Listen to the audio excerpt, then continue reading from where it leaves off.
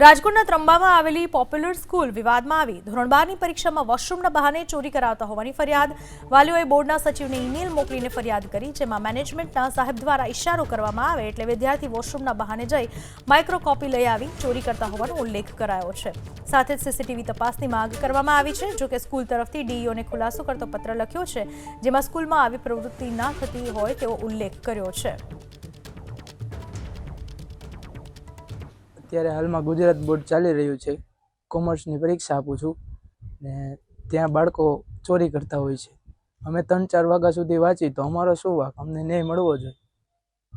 એ બધા ચોરી કરીને પાસ થાય, સારા ટકા લાવે, સારા માર્ક લાવે, અમે મહેનતથી પાસ થાય છે।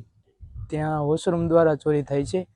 2-3 બાળકોને એક હારે વોશરૂમ મૂકે, તેના રિલેટિવ હોય કે તેની સ્કૂલના હોય તો એને 2-3 હારે જવા દે, અમારે એકવારમાં પણ ના પાડી દે છે। અને બીએના ઇકોમા પેપરમાં કાયદેસરનું 1.5 કલાક થાય પછી તેના બાળકો વોશરૂમ જાય અને માઇક્રો કોપીઓ લઈ આવે છે। જે બાળકો જાય તે બધાને માઇક્રો કોપીઓ આપવામાં આવે છે। આ બાબતે મેં પણ જોયું છે, સુપરવાઇઝર આમ સહી કરતા હોય જોવે છે તોય પણ કાંઈ બોલતા નથી અને અમારા આજુબાજુ બીજા કોઈ બાજુમાં જો તો એને કહી દે છે। આમાં એવું લાગે છે કે સુપરવાઇઝર પણ એના જ લાગે છે। આ વિશે વધુ માહિતી આપવા રાજકોટથી અમારા સંવાદદાતા ફોનલાઈન પર જોડાઈ ચૂક્યા છે। જે આરોપ લગાવવામાં આવ્યો છે, શિક્ષણ નીતિ પર પણ સવાલ ઉઠી રહ્યા છે અને જે આરોપ લગાવવામાં આવ્યો છે તેમાં ટીચર્સ સહિતના સુપરવાઇઝર બધા પર આરોપ લગાવવામાં આવ્યો છે।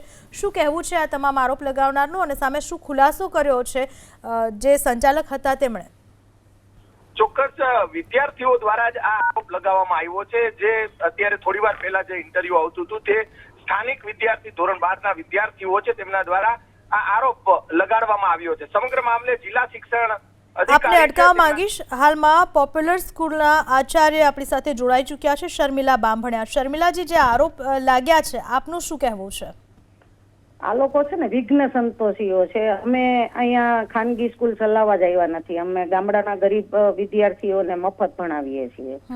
110 છોકરાઓ અમારે ત્યાં મફત ભણે છે। અમારે ત્યાં બાવાઓ દ્વારા મોકલેલા બાળકો મફત ભણે, જેના મા બાપ મરી ગયા હોય એના છોકરાઓ મફત ભણે છે।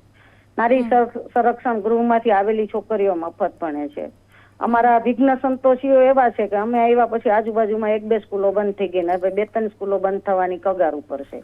એટલે આ લોકો સિન્ડિકેટ કરીને છોકરાઓનું ભવિષ્ય બગાડવા માટે કરતા હોય। અમારે અહીંયા જેટલા દિવસથી પેપર ચાલે છે, ગુજરાતની જિલ્લાની સ્કોડ અહીંયા જ હોય છે, 3 કલાક અહીંયા હોય છે। એ બધાને બધી જાણવાનું, બધું ચેક કરવાનું બધું હોય જ અને બધું કરે છે બધાય।